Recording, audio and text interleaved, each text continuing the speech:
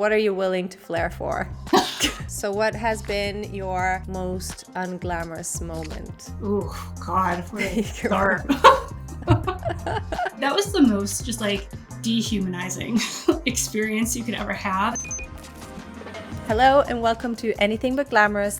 I'm Christine Lensberg, your host, and today I am joined by my namesister, Christine Olivo. She is a social media content creator who has been living with irritable bowel syndrome since 2007, struggling to manage the pain, anxiety, and loneliness that comes with having IBS. Christine created an Instagram account called MyIBSLife in 2019 as a way to cope with everything through humor. Her page has now become a home and community to more than 100,000 chronic illness warriors who are looking to be heard, understood, and validated.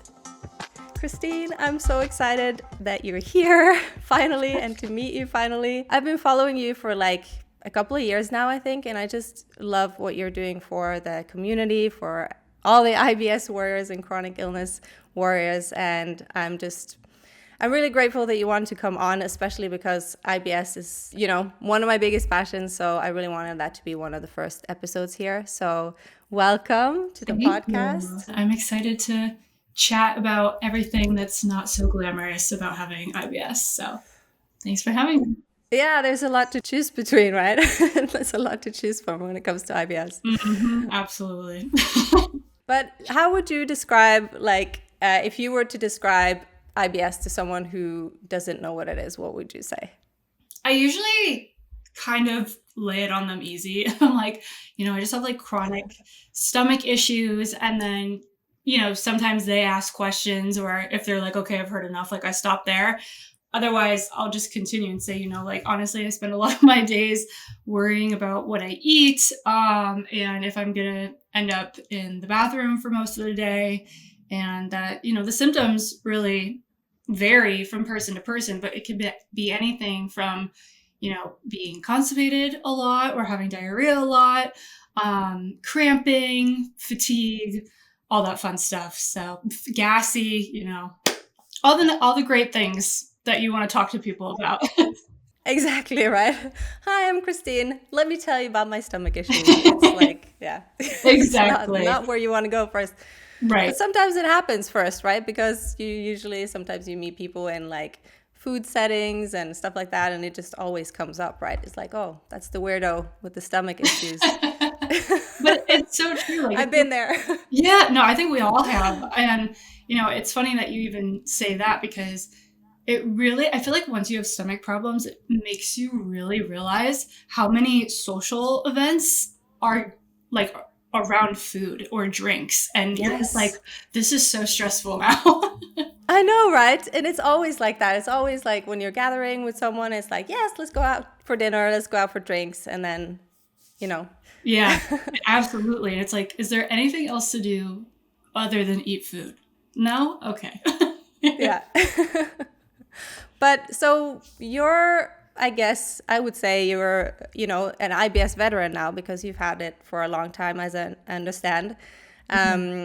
But I would love to hear a little bit about what it was, what your journey has been like, and when was it that you first realized that, something's not right here? Sure. So yeah, my IBS journey started the late half of 2006. I was in 7th grade.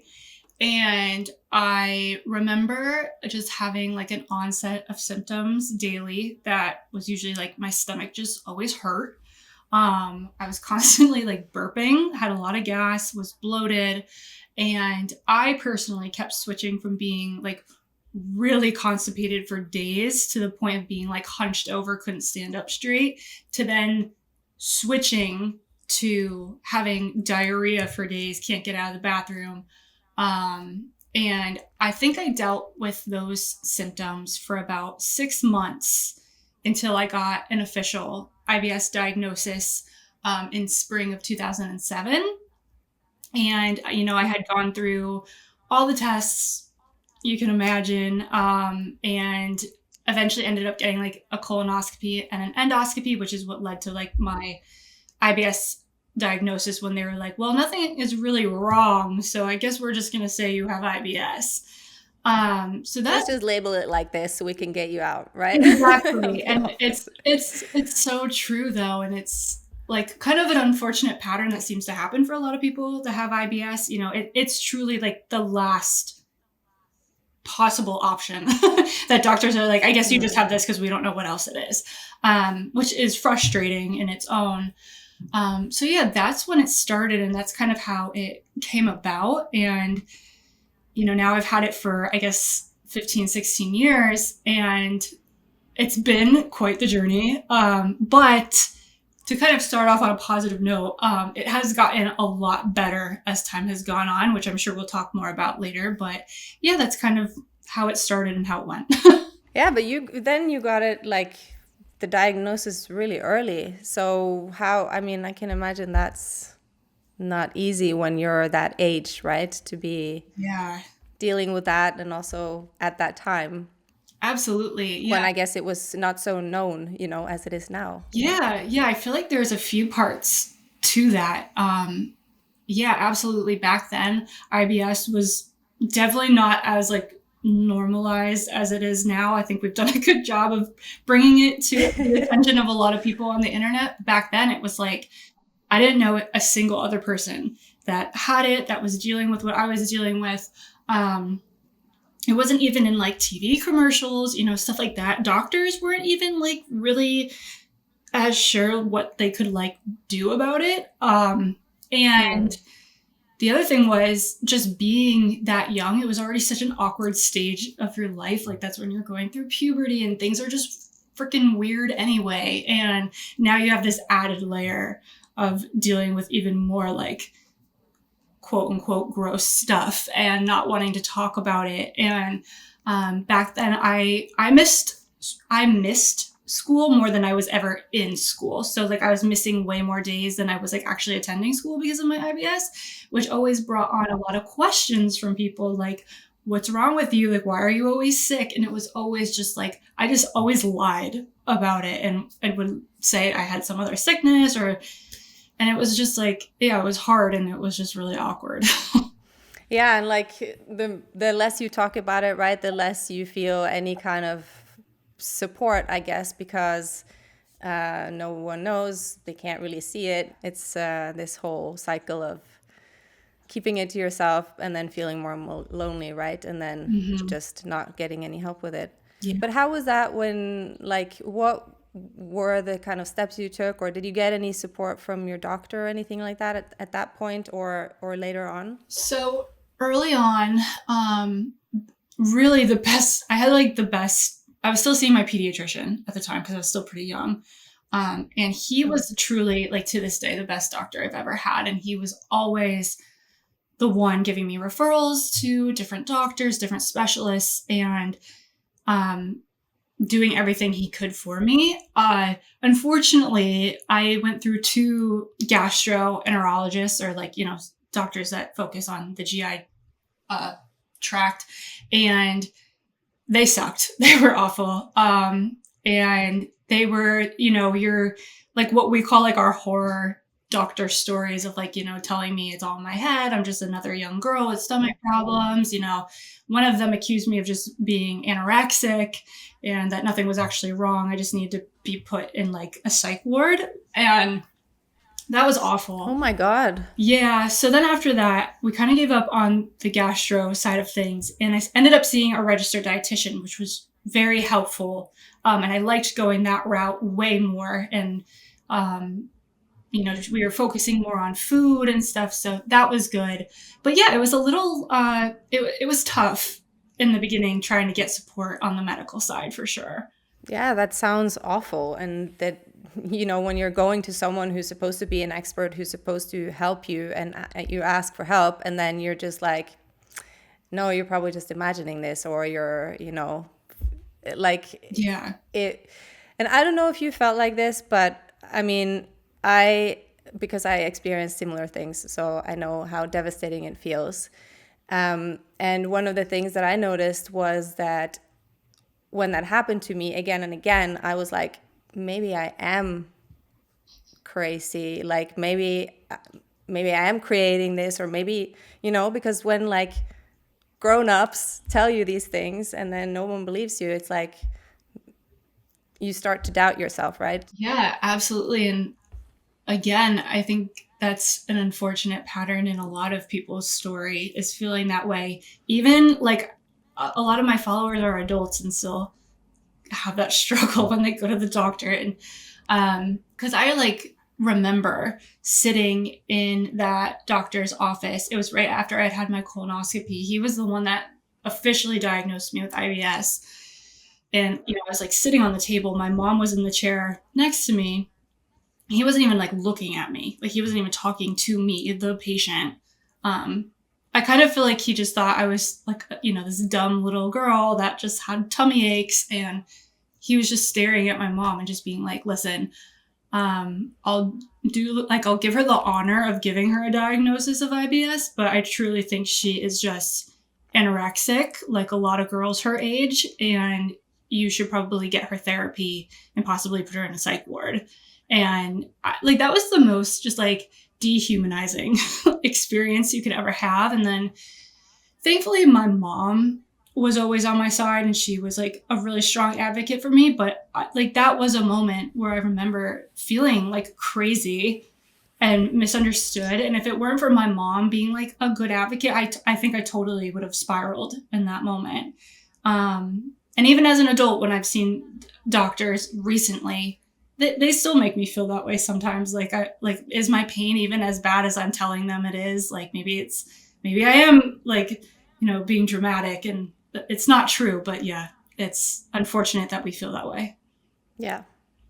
So what would you most like to see in terms of support, like for people with this condition? That's a great question. I don't know. I mean, at the basics of it, like I would just like to see a lot more healthcare professionals that are more like empathetic when they see patients coming in with these problems. And instead of being like, oh, like here's another one, it's more like, oh my God, like why is this happening? And I'm like, sorry that you're going through it too. You're not alone in this. Like, I don't know. Just doctors that are more understanding, patient, stuff like that. Because I think that can just make a huge difference in a patient's journey. Yeah, absolutely. Just to feel like you're not, just banging your head against the wall trying to make them listen, you're just to be met. I think, as you say, I think that's so important, just to be met with like, okay, I hear you, I see you, I want to help, and let's figure this out. Yeah. And if I can't figure it out, I will help you find someone else who can figure it out, but just I won't stop. And I think that's really important. Absolutely. That's something that I think is so beautiful with the community that you have created, because you're giving people a place to feel seen, right? To feel like, you're not the only one. This is real. Like a lot of people are struggling with this. So I have so many questions about like the rest of your journey as well to this point, but I wanted to ask like, when did you get to that point where you decided, okay, I'm going to talk about this? Because getting from feeling so, awkward and embarrassed about it, like you did when you were just starting out, to like literally shouting it to the whole world, like what was that process and how did you get there? Yeah, no, it's so funny to like hear it that way, because it's true. That's exactly what happened. There was a lot of years in between feeling how I did when I first was diagnosed versus when I started talking about it. And the way it kind of happened was before I started Instagram and stuff, I had actually started a YouTube channel randomly. I'd always watched YouTubers. I thought it was fun. I wanted to like try it. And I think it was like the second video I had ever posted was called Ways My IBS Ruins My Life. And it was just like, I don't know why I decided to do that topic. I think it was just like, I knew I had a lot to say.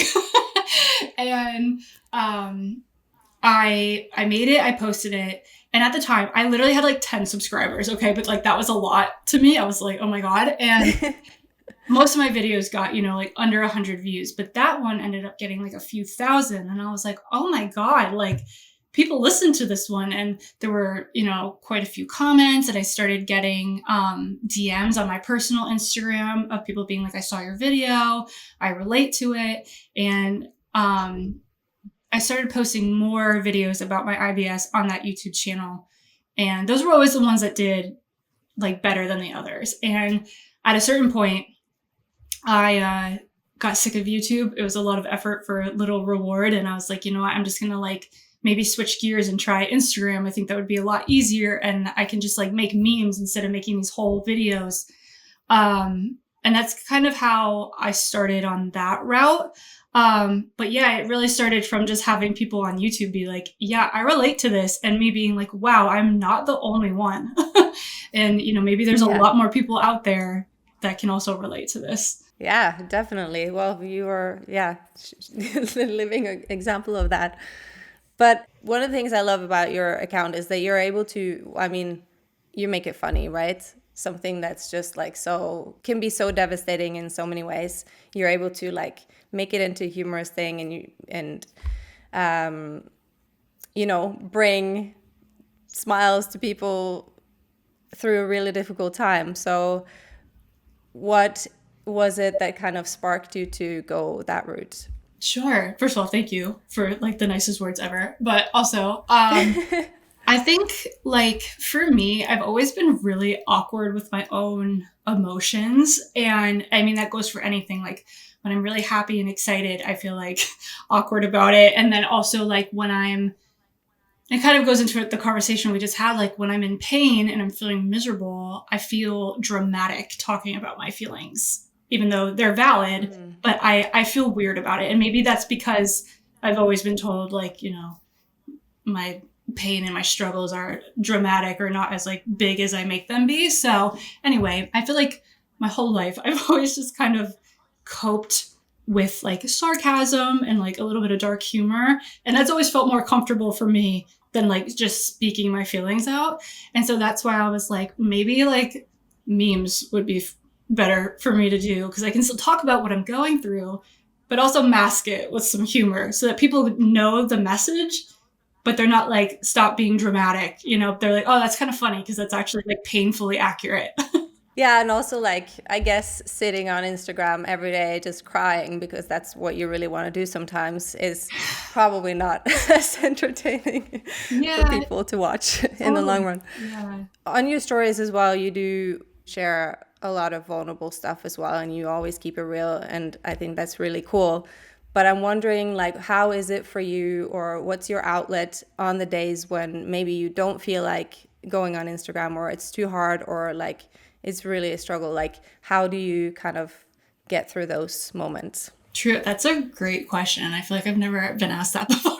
And I'm like sitting here trying to think, like, what do I do? And it's funny when you say that, because I feel like I've been feeling that way more and more recently. Like,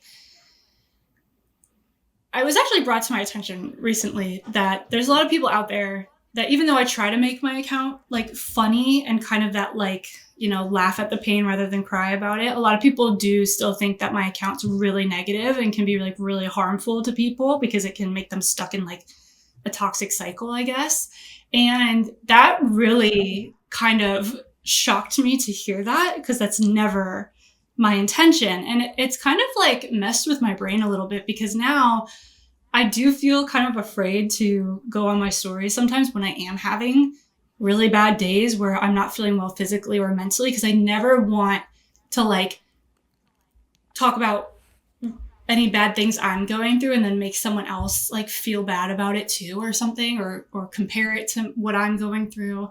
And I feel like I have been like avoiding Instagram a little bit more. And I think on those days, I really rely on like my husband and my, real life friends and family to kind of vent to them about whatever it is on my mind, whether it's like a physical thing, like I'm having a flare and I'm feeling awful today, and I'm just kind of having my own pity party, I'm sorry to be venting about it, or if it's like more of a mental aspect, I just rely on them more. I've also tried to start journaling more. I feel like that's been a really good outlet for me. Yeah, I love journaling. Yeah, I see everyone journaling and I'm like, I need to be a journaling girl.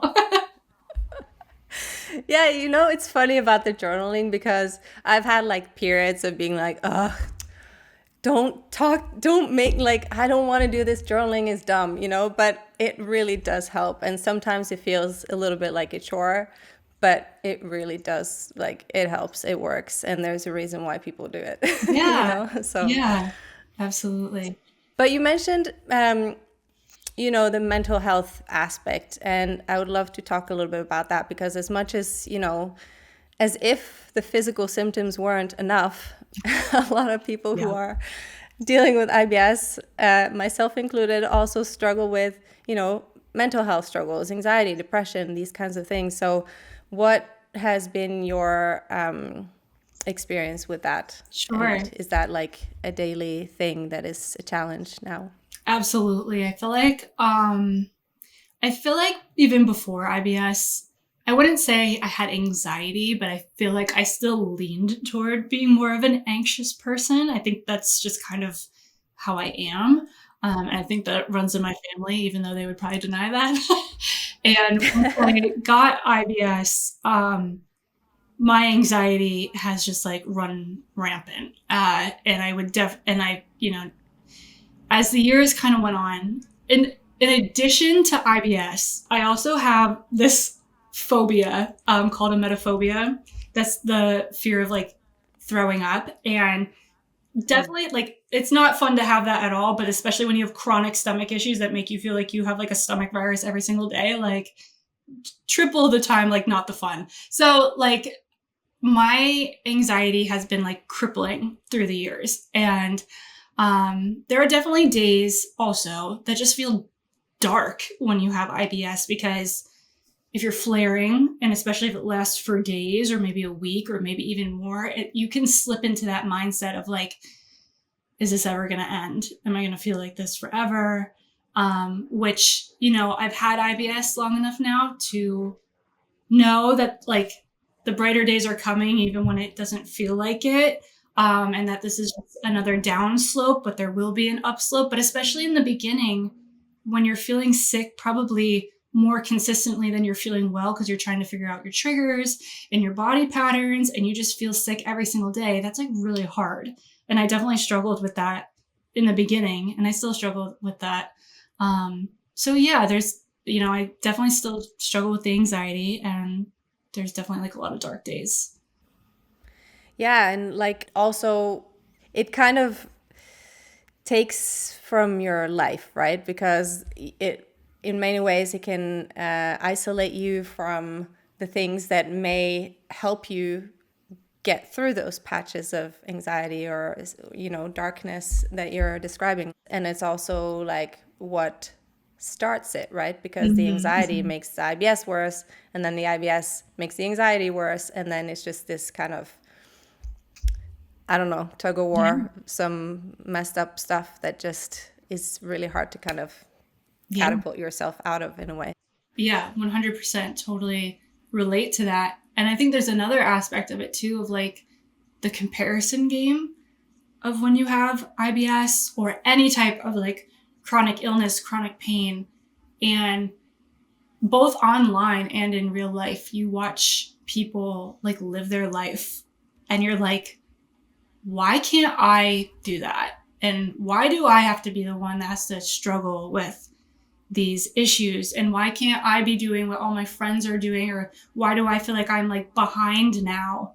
And that's still something I struggle with now as an adult with IBS, even as someone who I feel like I have my IBS like kind of managed well, and I still struggle with that. So I think that's another aspect of the mental health part of it too. So what do you feel like is your biggest, I know we talked about your support in like those difficult times before, but what do you feel helps you the most do you have like any kind of tools that you use or anything like that when you're struggling with that, those heavy days? So I wish I had like some magic tool. I could be like, yes, I do this and it makes it all better. I feel like I honestly, like if I'm being honest, I feel like I'm still kind of working through that and trying to figure that out. like, and reminding myself, I think I'm trying to remind myself more now that like, whenever I start to feel like I'm comparing myself, especially to people online and stuff, I'm like, you're only seeing what they want you to see. And, they're not like, my job is weird because I feel like part of my job online is to post my bad days. And I like put it on display. I'm like, look, everyone, I'm having a horrible day and I'm having like crazy diarrhea, but no one else is like doing that, like friends and family wise, And I have to remind myself, like, people are hiding that for good reason. And, they're struggling with things too. So it's okay. I have my own journey. I'm going to get there. And so it's really just kind of reminding myself of that for now. Yeah, everybody has their own stuff, right? And that's one of the reasons why I wanted to make this podcast, is that we don't talk about the difficult stuff, right? We are experts at hiding it, right? And I just think that, I don't mean that we should all go around talking about only difficult stuff all the time, of course. Absolutely. But, the more we can be open about it, the less we will feel lonely when we are going through those challenging times, Absolutely. But I was curious about, do you know what your triggers are? I think I have a pretty good grip on my triggers. So definitely back in the beginning, I thought a lot of my triggers were like food related. And that's definitely like some of my triggers are definitely certain foods I know I can't have. I know like caffeine triggers me, even though I drink it every day and I talk about it every day. But I've also come to realize through the years that a lot of my triggers are more lifestyle related than food related, which I felt like personally was never even talked to me about, like through like when I was seeing doctors and stuff. It was always like focusing on the food and fiber and like all that stuff. So now I've realized, go low FODMAP and it'll fix everything, right? Exactly, right? Like the cure-all low FODMAP diet. Yes. So the cliche triggers are, yes, stress wrecks me. Definitely my top trigger is stress and anxiety, which is unfortunate because I feel like those are really hard to fix. And then also like things like sleeping. If I don't sleep enough for a few nights, I tend to feel really bad. Exercise, types of like exercising can like really hurt me. Like if I go for a run, I know that that's going to probably make me flare or feel really bad. It's kind of like more of the hidden triggers like that really bother me. Yeah, and there are so many of those, right, that are just like, what? Why would this cause this, Absolutely. And sometimes they can feel very random. I think it's interesting when you start to kind of like put the pieces together like you are now, and like seeing the connections between how these things affect symptoms and why, and the underlying reasons for it. But it still can feel like really, really random sometimes. So absolutely. I still have days where I'm like, okay, I know I did not do anything on purpose to myself today, and I still feel terrible. Like, what's going on? So yeah, I definitely feel that. Okay, so one of the, I guess, exciting things about IBS is that it's so freaking unpredictable.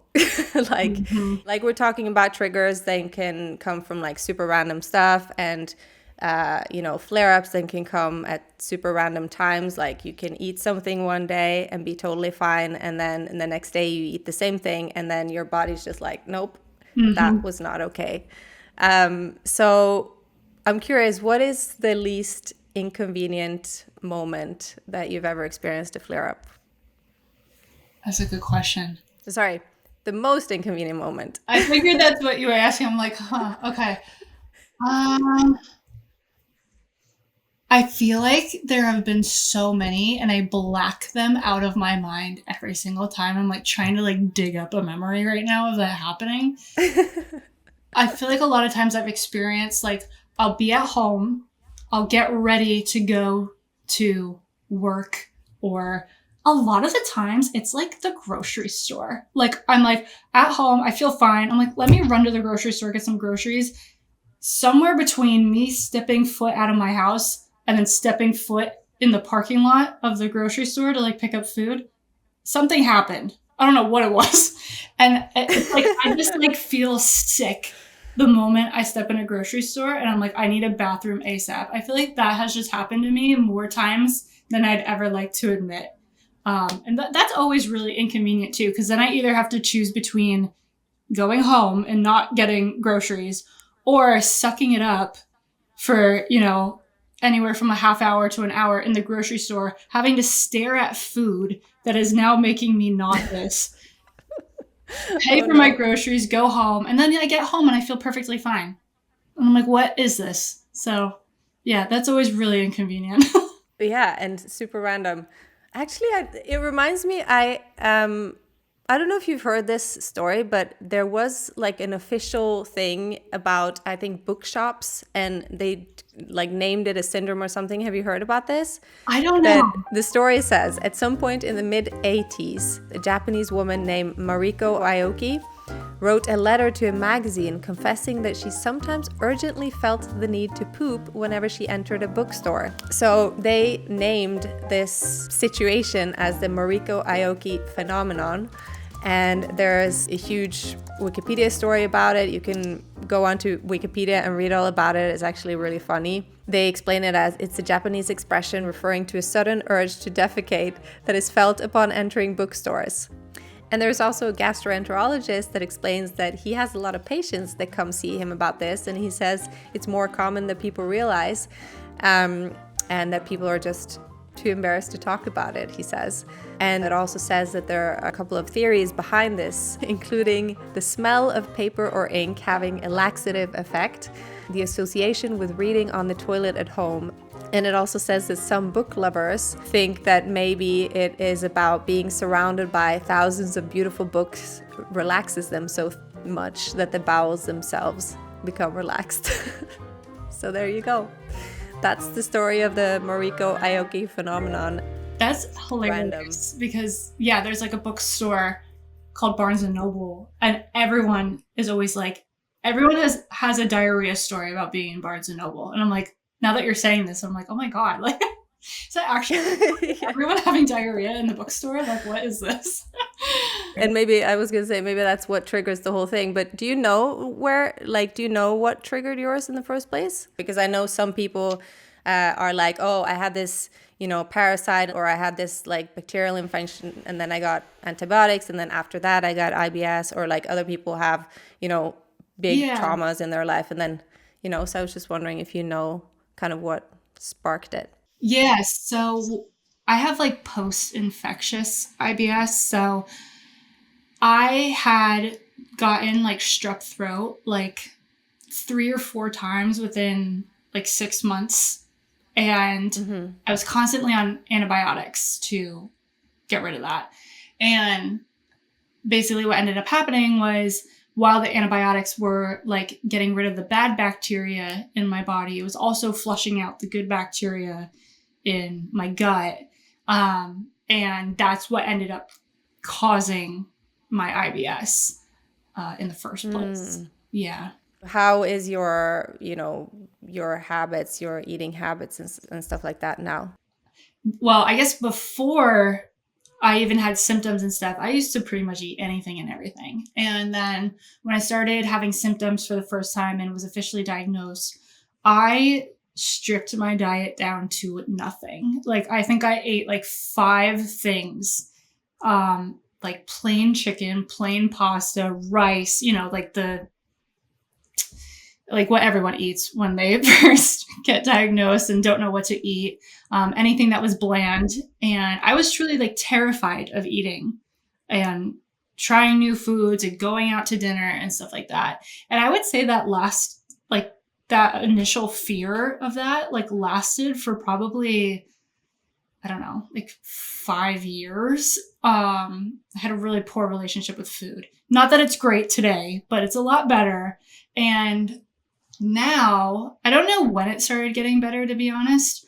Now I will say I'm back to eating things I never thought I would touch again. And I have much more of a diverse diet, and I don't really limit myself that much. Whether I should or not, I don't know. But I am back to eating a lot more things than I did in the beginning. That's amazing. Yeah, I know. And like I said, like even just the other night, my husband and I went out to dinner, and it was like our third time going out to dinner in a week, which is like ridiculous. But I remember sitting at the dinner table with him and being like, I never thought I would get to this point where I enjoyed going out to dinner and it wasn't this anxiety inducing event, and that I could like enjoy a meal. Like I was like, I never thought I would be able to do this again. And like, I definitely have moments of like, wow, I've like really come a long way.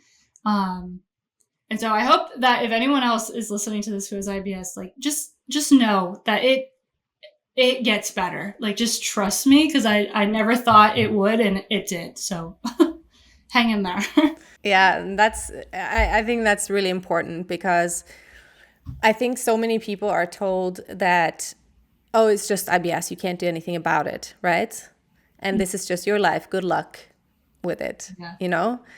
And I think it's so important to hold on to that hope and kind of be stubborn enough to like not give up on yourself, because it absolutely can get better. And, you know, there are so many things that you can do to improve your life quality, right? And sure, we all eat things that we know will trigger it sometimes, right?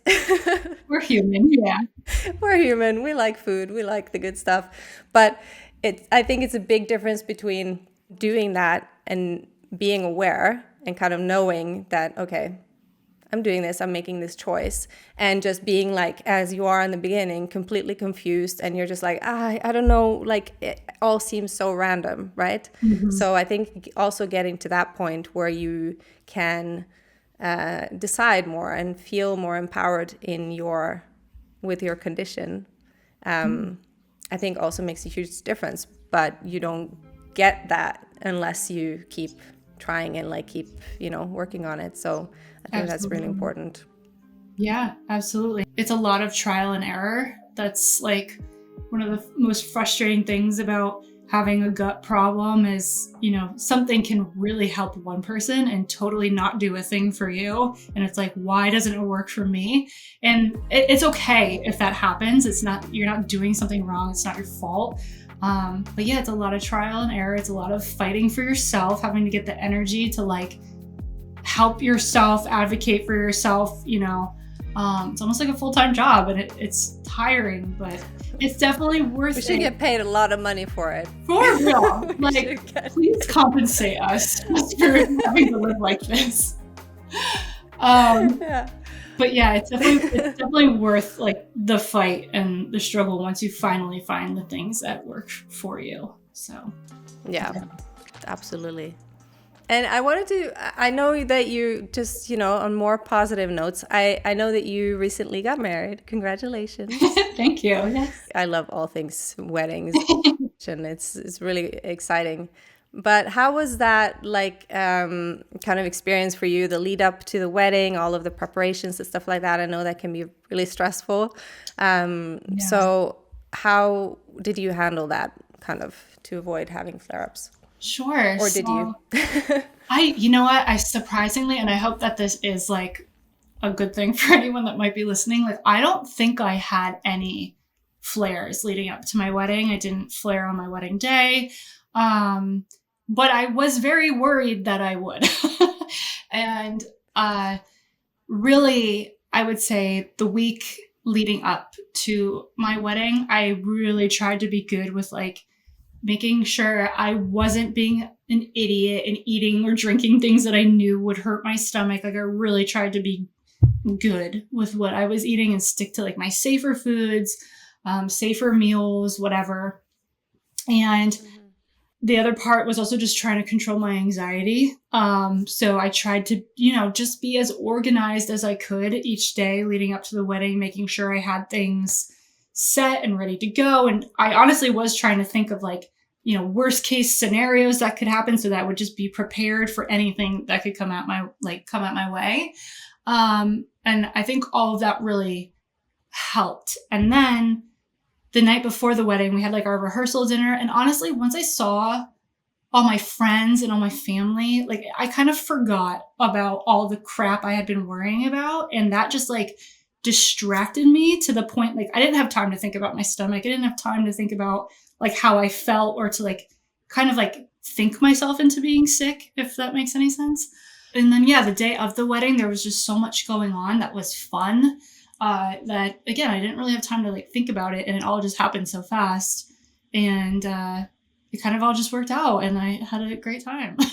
Amazing. Yeah. You were in the love bubble, just protected by this, pink, fluffy Absolutely. love cloud. Something was there. I will say, I feel like once I got like halfway into our wedding reception, kind of like the adrenaline and the nerves and everything and not the excitement, but like, yeah, I guess like adrenaline like kind of started to wear off.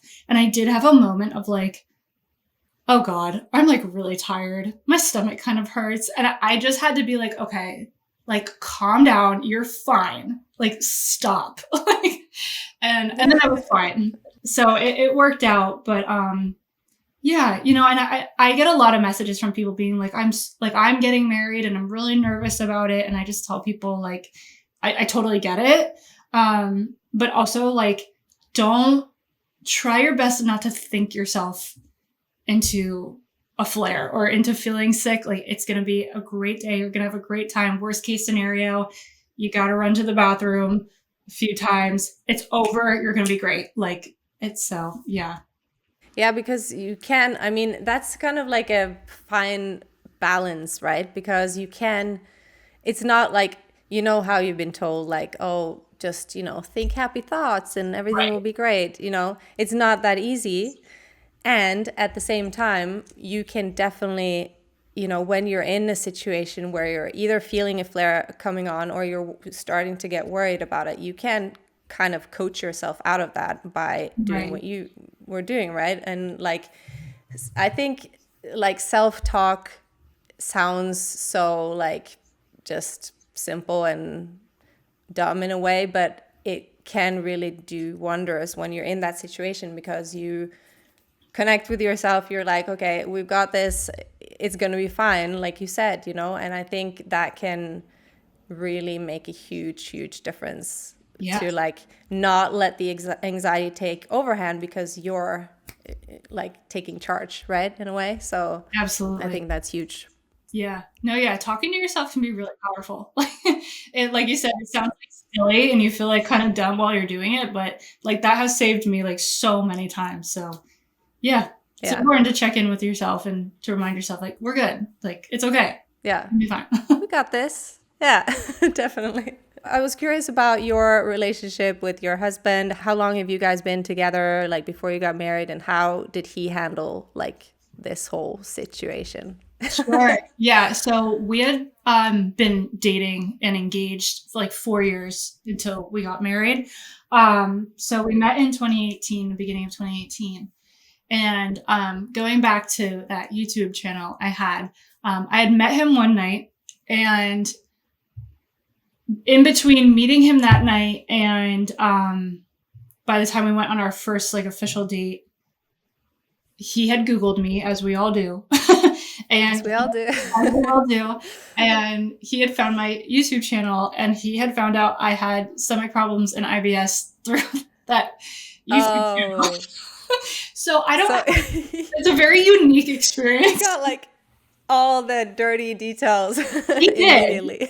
He knew everything about me by the time we had our first like official date. So that was both a blessing and a mortifying experience. Well, he went on the date with you and he married you. So, it went well. Honestly, he definitely like poked fun at me at first about it and was like, I saw your video and I saw you like poop your pants. And I'm like, yeah, okay, great. Great. Yeah, right. And of course, our first official date was like a dinner date, which I had specifically stated in that video that I hate dinner dates because of my IBS. So that was interesting. But he doesn't care about my IBS stuff. Like, it's really never been an issue. If anything, he jokes that I'm like the best cheap date ever because I never want to go out to eat and, stuff like that. He's never cared really if we've had to like cancel plans, if I was sick or if we had to leave early. He's always just been like very understanding, and he'll even say like, it just has like never mattered. That's beautiful. That's amazing. Is how it should be, right? Even if maybe that's not everybody's experience, but then it's not the right guy for you, right? Absolutely. So, yeah. If you're like dating someone that's making you feel insecure or embarrassed about literal problems you have that you cannot control, like they're not the right one. And there are so many people out there that will like be understanding and sympathetic. Like you don't have time to deal with the others. Definitely not. Yeah, I actually wanted to ask you because I know that dating with IBS is something that, or not necessarily just IBS, but any kind of issues like this, like physical issues, conditions, it can be so challenging, right? So do you have any advice for someone who's maybe dealing with this, who wants to find that dream partner, but who's afraid to get out there because of this condition?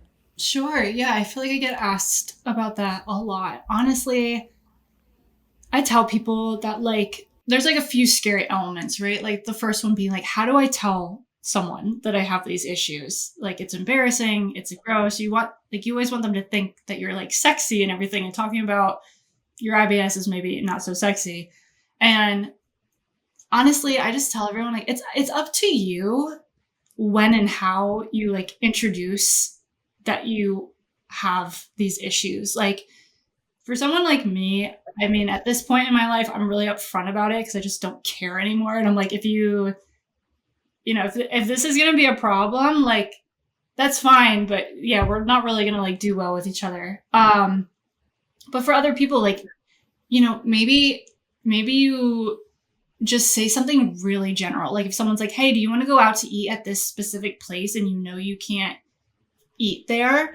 Like you can say something as simple as like, oh, you know what? Like I actually have like stomach problems. I don't think I'll really be able to eat there. And like, that's just your gentle way of letting them know, like, you have an issue. You don't have to get into the nitty gritty of it. Or you can make a joke about it, like something like that. Yeah.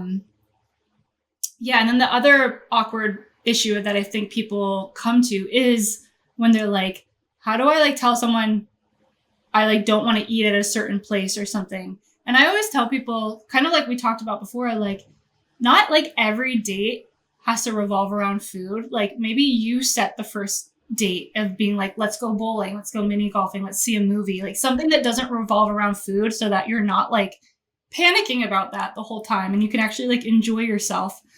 So those are like a few of my like go-to tips while dating. That's good advice.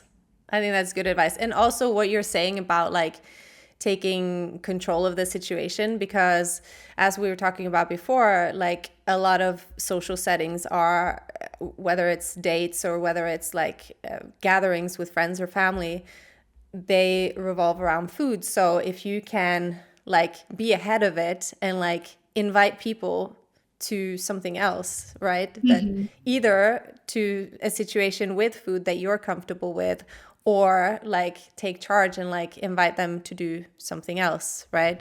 Yeah. To kind of be ahead of it so that you don't have to always be the one who either leaves early or has to change or adjust plans or something like that. You can kind of take control of the situation to make sure that you can do something that works for you.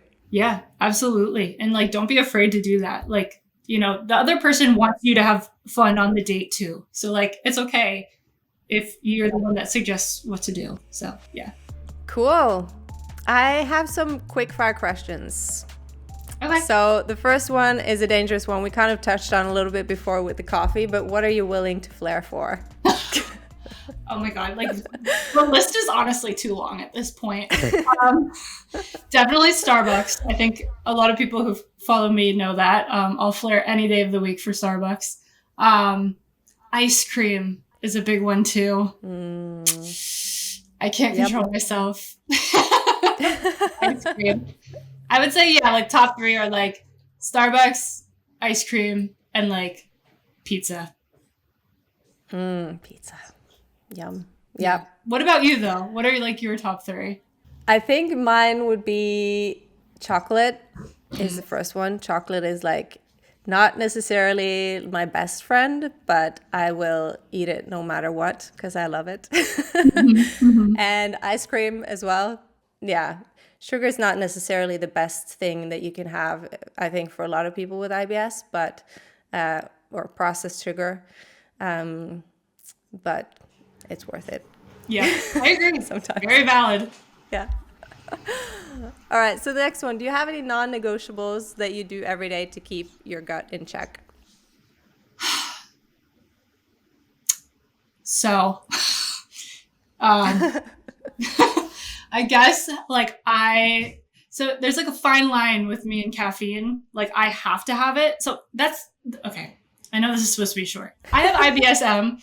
So I deal with both constipation and diarrhea. So there's this fine line where I have to have caffeine every day to make sure I'm not constipated and I have a bowel movement every day, but sometimes it causes other issues. So my non-negotiable is I have to have caffeine every day. I just have to make sure that it's not too much. Trying to think what else. Controlled caffeine intake. Yeah. Okay. I guess I'll go with that All right. for now. Yeah. How about you? Anything? Well, I think for me, I relate a lot to what you said about your triggers because my trigger, like my ultimate is always stress. So I just make sure that I handle my stress. And that is for me, like taking my time in the mornings so that I don't have stress. So I don't have to like rush out as soon as I wake up because then my stomach would be like, oh my God, what are you doing to me? So yeah, it's like things like that in the daily. Like I do like to meditate. I do like to, do other things like that helps me to limit the stress and also like deal with, because I think a lot of times it's interesting to kind of explore what it is that's lying beneath the stress, right? So I do kind of do a lot of work when it comes to what is behind the stress, what it is that is causing me stress so that I can kind of eliminate that on a deeper level. And I think that's something that is really helpful with IBS for people. So like feeling your emotions when they're coming up, what is there, like all of these kinds of things. So yeah. All right. So what are 3 essentials that you always carry in your bag when you leave the house? So I always have a spare chain of underwear. Always. Mm-hmm. Almost never have to use them, but it's just there in case. I always have gum. I know that's a controversial take with IBS, but I always have to have gum if I'm not feeling well. Minty gum. And then the other thing is I always have a little like pill case in my purse full of like any medications I might ever need in any situation. So yeah, okay. 3 things. Never leave the house without them. Never. Or else I have like crazy anxiety. So yeah. Okay. Important stuff. I get it. All right. So the 4th one, combining the last symptom that you had and the last thing that you ate, what would be your superhero name if Marvel created a movie starring an IBS warrior? Oh God. Last symptom I had, of course, was gas. So, and what was the last thing I ate? What did I eat today? Oh my God, why can't I remember? I think I had a bagel. So I just like gassy bagel. That's a pretty awesome superhero. There's a lot of power in that, There is. Yeah, there's something behind that. But what would yours be? Oh man. The last thing I ate was pancakes. Ooh. And my last symptom was bloating, I guess. Bloated pancakes. Love that. That's a pretty good one too. Love that. That's even better, I think, honestly. It is going to be a bestseller for sure, this of ours. Well, I have to ask this because I know that a lot of times we get really focused on the symptoms and this condition and all of that stuff. But of course, like, we are not just defined by IBS, and there are so many other things in life. So I'm just curious, like, what are you into? Like, what are you passionate about? What do you like to do in addition to all of this IBS stuff? I feel like outside of like social media, because I feel like I just have a passion for social media in general. But outside of that, I really love music. I love listening to music. I used to be a dancer, so I used to love dancing. But now I feel like a lot of times I just like choreograph in my head as I'm listening to music. Huge Taylor Swift fan. So I love all of that. I love going like for walks and hikes. My husband and I started golfing, so that's been kind of a fun hobby. Oh, cool. Yeah, I love like hanging out with my cats and stuff. So yeah, that's like kind of what fills my days otherwise. How many cats do you have? We have two. And funny enough, one of them has IBS. No. Yeah. I somehow ended up with a cat with IBS, but I think it was meant to be. Oh my God. So. Yeah, it was meant to be. She understands you, or he. Yeah, no, yeah, we understand each other. It's a beautiful relationship, so yeah. Yeah. So what would be like your top advice to someone who is listening to this and who is resonating with the story, maybe going through the same thing? What would be your advice? To always just be your biggest advocate for yourself. Mm-hmm. It's really daunting when you're going to doctors' offices, especially if they're not being so kind and so sympathetic to you. But don't stop going, keep asking questions, keep trying to get answers, keep trying, to get tested, like get to the bottom line of what's going on. Don't let them scare you, or make you feel crazy. And, like we said, it's exhausting, but keep going because you deserve to get answers and to feel better. Don't give up on yourself because you're always the person that's fighting the hardest for yourself. So just, be your own bestie. All right. So I guess we should start to wrap things up probably, but I have a couple of like questions that I will ask all the guests. So what is the biggest lesson or tool or habit that you're working on kind of integrating right now, if any? So, honestly, I am really trying to go back to therapy right now. I used to go to therapy for something completely like unrelated to like my IBS and stuff. But then once I got that issue cleared up, I have been wanting to go back and deal with like just my general anxiety, but also like my health anxiety and, with my IBS and everything. So that's one thing I'm really trying to get back into and incorporate back into my life. Amazing. Yeah. I love that. Yeah. And because this podcast, of course, is anything but glamorous. So what has been your most unglamorous moment? Oh God, where did I start? Okay, so there's one that like kind of always comes to mind when I think of like, especially like an IBS horror story. It was when I was in college and I lived in this like really tiny apartment with 3 other girls. And it was like the worst apartment ever. It was disgusting. And anyway, it was during a time where my IBS was like flaring like horribly, like every single day. And there was one day I was flaring and the toilet, of course, stopped working and started just overflowing everywhere. It was the most disgusting, horrible thing that's ever happened to me in my entire life. And thankfully, my roommates were gone. I didn't think they were, but they were gone. But I ended up like calling my mom, like sobbing, hyperventilating. Like, I'm like, what do I do? And like, there's like gross toilet water, like seeping through the door into like the living room. Thankfully, hardwood floor, but still just like horrible, like it's the worst moment ever. And my mom having to like coach me through how to plunge a toilet and stuff from like hundreds of miles away. You don't have to like call a plumber or something to like see the carnage. No, thank God. No, I ended up dealing with it on my own, but like still like the horror of like cleaning it up and thinking like one of my roommates was going to walk through the door and have to like experience that was definitely not a glamorous moment of mine. Even though I was kind of alone, it was still just not great. Oh man.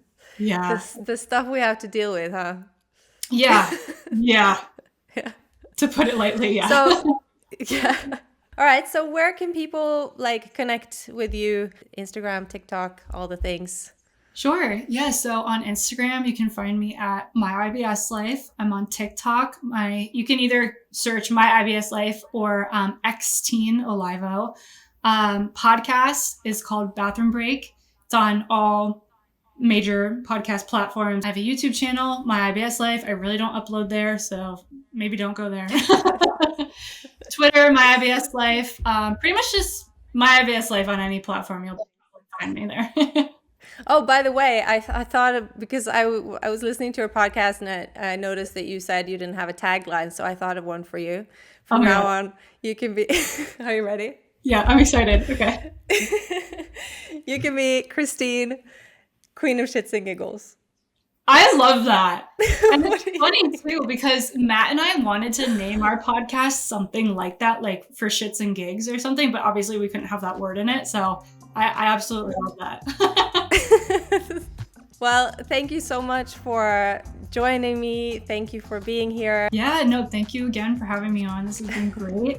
I'm so glad you're finally starting a podcast. I'm excited to see where this goes. I'm so happy. You're so sweet. Thank you so much.